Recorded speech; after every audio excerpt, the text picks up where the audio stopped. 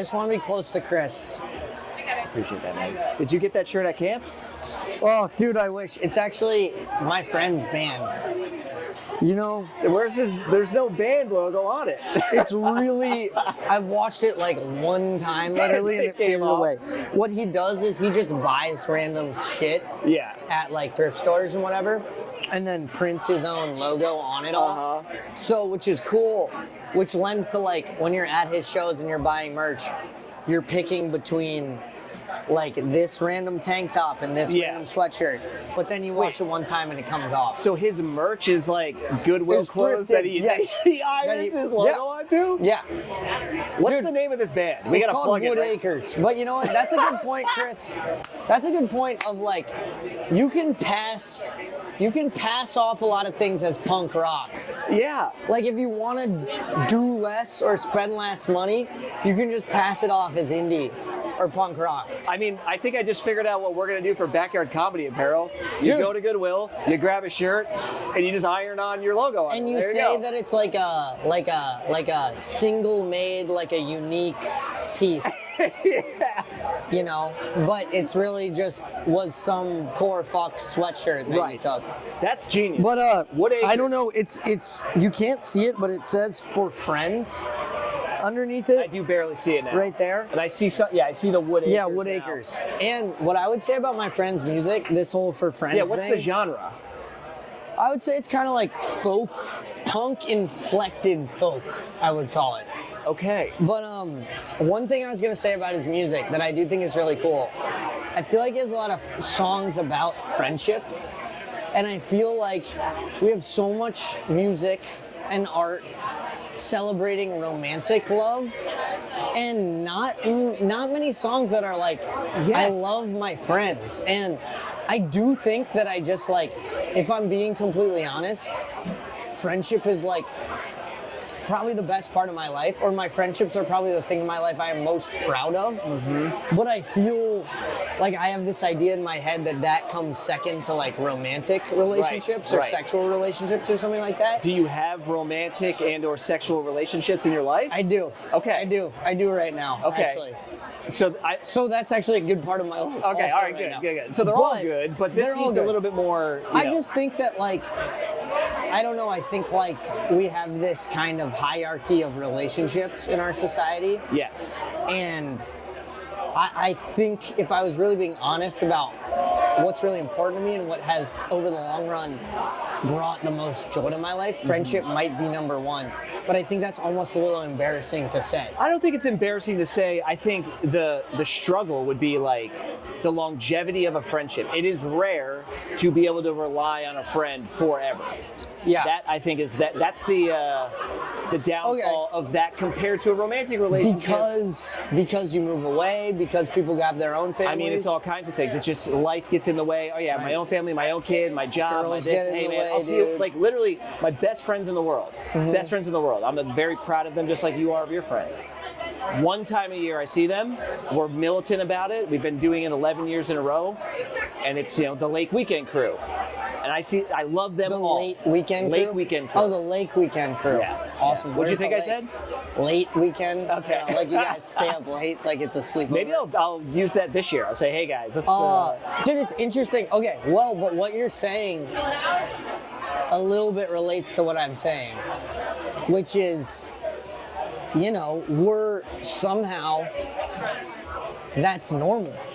Somehow that's normal in our society that your best friends, I see them once a year at the lake. Right. We all gather around a body of water to signify the tears we shed when we're apart. Well, it's just too easy to move to different places, and the Right. tribe just splits apart. Because I'm saying, like, I think we just have this idea, and I'm not saying it's evil or something. I'm just saying it makes me sad sometimes. Like, I think people would think you're insane for moving to another city because your buddy moved there or your friend moved there, but people do that all the time for partners. And like you're saying, like, we all have our own partners now. We all see each other once a year.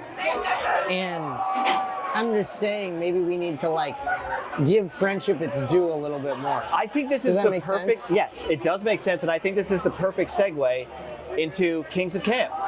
because I have to imagine Yeah. the seed of Kings of Camp has something to Yeah. do with friendship and holding on to friendship. So for, I don't know, I imagine, I really mean this, I think a lot of people will see Kings of Camp. Oh, thank I you don't for think saying it's going to be a show that, you did it here, you did there, and I know Netflix is a joke is coming up. Thank you, yeah.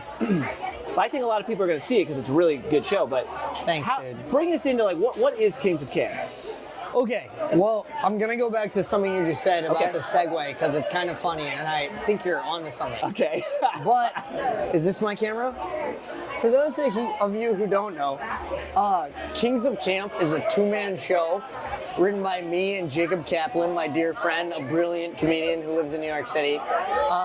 And it's about a summer that we spent doing a stand-up comedy tour of Jewish sleepaway camps around the country. We're both kids who grew up going to Jewish sleepaway camp every summer. It was the best part of our life. We grew up to be comedians, and we tried as people in their 20s to go back to our favorite place from childhood, do comedy, and it did not go as we expected. And that's what the show is about. And we're touring it around the country right now. Netflix's joke, May 6th. Okay, but what you just said, and relating to some of the themes we're talking about, Jacob and I really started doing that all together when we both went through breakups, and our friendship really leveled up because we had both broken up with girls we really cared about. Well, you had the void. You filled each other's void. Like really, like Yeah. I spent all this time with him. I Yeah. shared hotels with him. I would call him when I had a problem in the way, and like it was such a lovely coincidence of timing Yes. that we went through that together. So let me ask this question: did you both go through the breakups, then do the tour? Was it just was that coincidence, or was I it had different broken times? up. Yeah, I mean, this has been a project that at this point has been going on for a while. Okay. Years. Years, Okay. yeah. We actually went to all the camps the summer of 2022. Wow. Okay. So, it's almost going to have been a year. when you And a year before that, we did this random show. We mentioned this in the show, but we did a show at an all-girls YMCA camp because our friend was like their program director and wanted to put on a comedy show for the staff. And anyways, that was where the idea was born. So, what are you thinking when you do that? Are you thinking this is going to be a good crowd? This is going to work? dude, honestly, I was so new to stand-up, and I think Cameron was talking about this when he did your show at a different time. Of course, a totally different day. A huge part of feeling like a legit comic is like saying you got to say yes to every opportunity. And there's that thing where even though Zanies is what you're working towards or whatever, doing the show at the all-girls YMCA camp is actually at the end of the day so much more difficult than doing Zanies. Yes. But it's those experiences that you prepare you and whatever. Yes. Okay. But that is a huge part of what I love about stand-up to me, is it all feels like an adventure to me, dude. And kind of regardless of if it goes well or not. Yeah. It has brought me in contact with all these kinds of people I would have never known, into all these places I would have never gone, terrifying biker bars. I've done shows at all-girls YMCA camps. I've done shows at rehab facilities,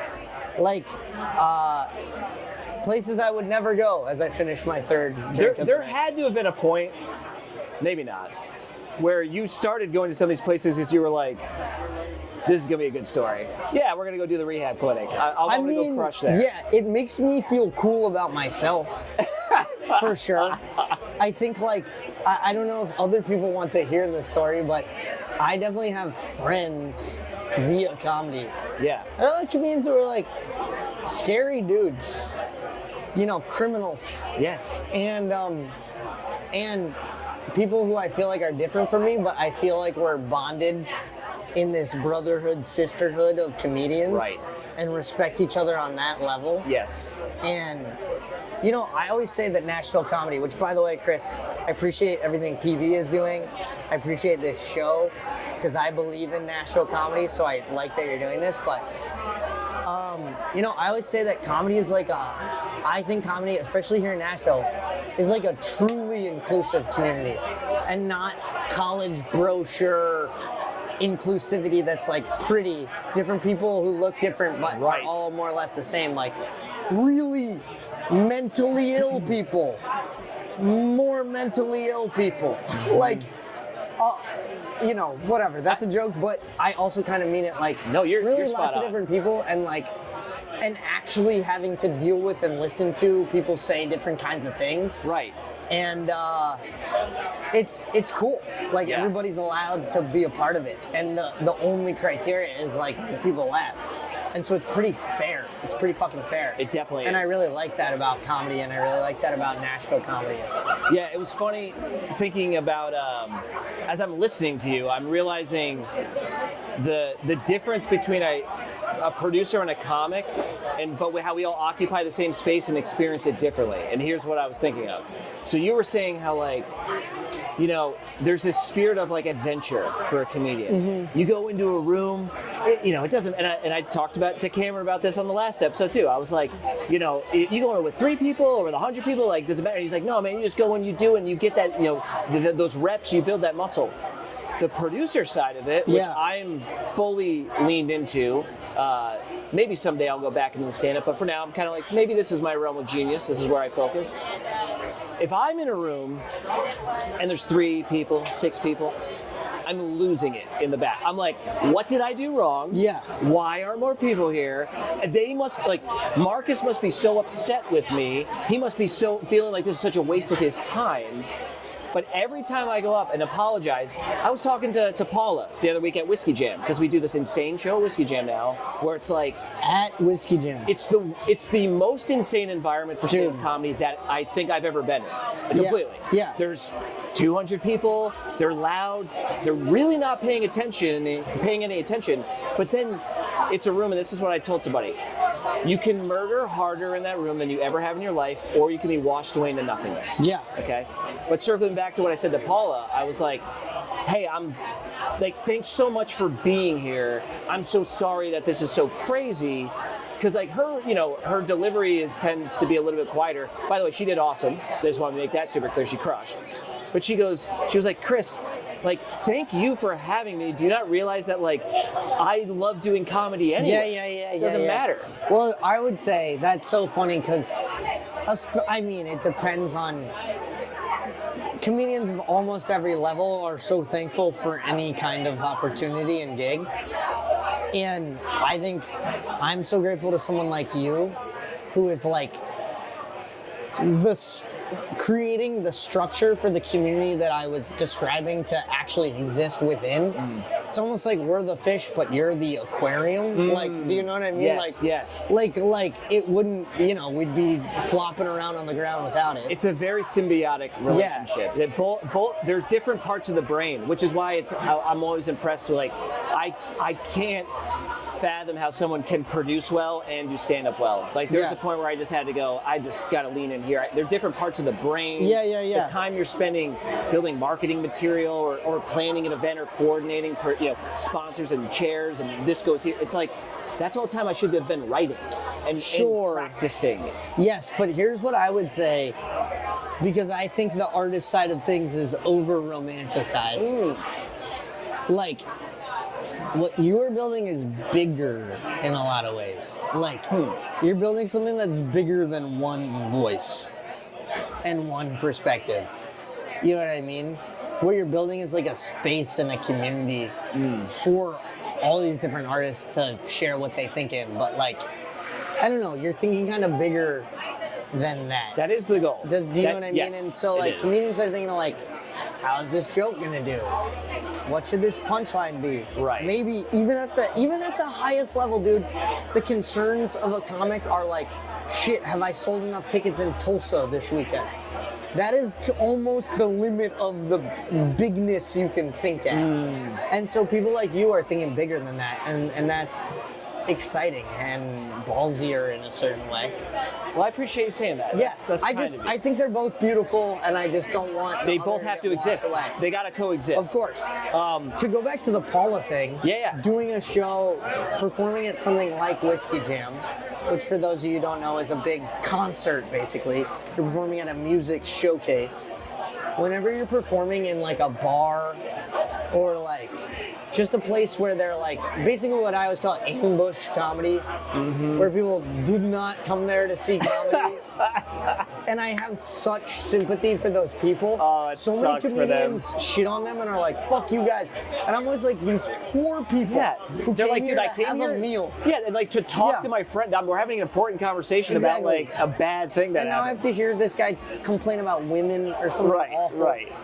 Anyways, at those kinds of shows, at bar shows, whatever, John Hickok, I don't know if you know John. Yes. He's a Nashville comedian. He now lives in Chicago.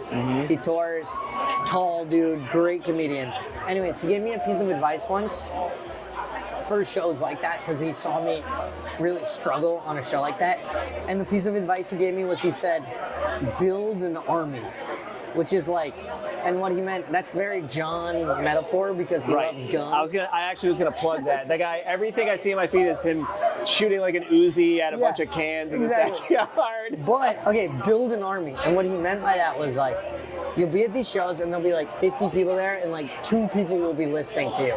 Right. And instead of lamenting that 48 people aren't listening to you, like put on the best show you've ever put on for those 2 people. Yes. And you're gonna make them laugh and 3 people around them are gonna hear them laugh and turn and tune into the next joke. And then you got 5 people. And then those 5 people laugh and you got 5 more. Now you got 10 people. Yep. And so it's like, perform for the people who are giving you their attention. Yes. Don't get all pissy about the people who aren't. Yep. And just dig in and build an army. And it was like the best advice. It was some of the best and most practical comedy advice I've ever gotten. Because it was so practical and not like about like channeling your creativity or blah, blah. And now, you know, I just did a show at like the 5 Spot earlier this week, and I did stand up in the middle of a music show. And I thought about that because people were there to just see music and have a beer and have a chat while they kind of tune in and listen to music. And obviously jokes are different. Yes. And there are lots of producers of music shows who don't understand that. But I thought about what John said. And anyway, so when you're telling that story about Paula, that would be the advice I would have channeled. I totally watched that happen in real time a week ago. I watched one of the comics go up, and it's funny. I send this whole manifesto to everyone before they go up, and I give them the out. I'm like, listen, this is the environment. Here's what I've watched. Here's what I've seen. Here's what I think will work well for you to have a great experience. That's my goal. Is that the comic has a good experience, so the crowd has a good experience, and everybody's happy. And it's basically saying that, like, don't worry about. There's 250 people in the room. 70 are paying attention. Focus on them. The people in the front, pull them in. I watched this one comic, instead of doing that, he focused on this guy all the way on the other side wearing a cowboy hat because he really wanted that guy through all the loud noise, bleed through from the band on the first floor, the commotion. He wanted that guy to hear his Yellowstone comment about him wearing a cowboy hat. And he wouldn't get let up, and he just really wanted that guy, and I was just like, dude, that's where you lost him. Because afterwards, obviously, he was like, you know, he's a little upset. It's hard. It's hard because what you're talking about is fundamentally insecurity, I think. But I also think that's probably what makes a lot of people really, really funny. Yes. So it's because they get really good at protecting that insecurity. Dude, it's like the fact that a comedian, that's so pure comedian. Yes, you're right. That's just so pure comedian that he would be in a room of 200 people and 100 of them would be listening and enjoying themselves, and there'd be one fuck in a cowboy hat in the back, and he'd be like, I'm not gonna rest until, and tank the whole thing. The whole thing. Or whatever. And like, that's the thing is like, and it's hard because it's like, in many ways, that is what makes you weird and driven and up here doing this thing that's probably, if you were okay, you might not be doing anyways. I don't know. Not to say, I also hate that whole idea that art has to come from some kind of bad place. Yeah. Do we need a wrap? I think we're getting the timer. Is it? All right. Okay. Cool. Okay. I didn't mean to. No. Circle back on that. Say that. Just to wrap up, like, it's a hard balance because that instinct Right. is probably what makes that person you're describing Right. a raw weirdo Yes. that is very funny, and it also will sometimes tank a show. Well, it's like pros and cons of everything. Totally. There really is no situation that it's just all good. There's Totally. always a downside. Well, of it's everything. learning how to channel that, I guess. And that is the path that you Yeah, are on, and, exactly. all these comics are on in town. Exactly. Well, dude, I super appreciate you coming on. There's Yeah, a thank you lot for more having I me. do want to talk to you about, and maybe on a future Anytime, episode. I can run my mouth. Yeah, well, so. it's really good stuff, man. But thanks for being here. Yeah, Appreciate of course, Chris. Yeah. Thank you. it.